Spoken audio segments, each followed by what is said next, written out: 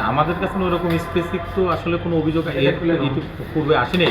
আসলে আমরা অবশ্যই সেই অভিযোগগুলো খতিয়ে দেখতাম এবং এখন যদি নতুন করে কোনো অভিযোগ আছে সেটাও আমরা দেখতাম। Thank you.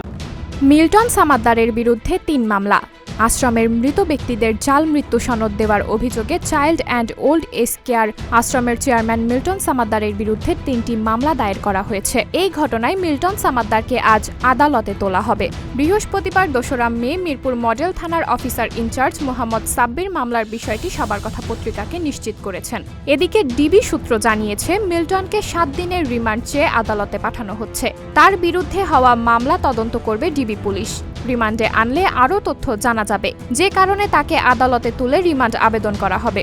এর আগে আশ্রমের চেয়ারম্যান মিল্টন সামাদ্দারকে গ্রেপ্তার করেছে মহানগর গোয়েন্দা পুলিশ।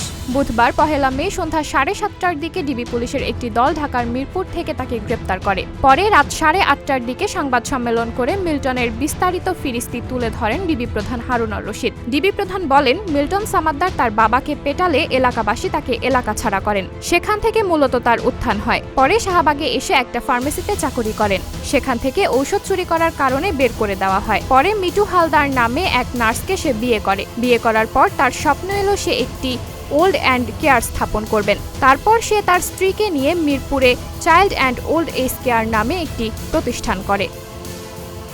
সাবরিনা জলিল, সবার কথা।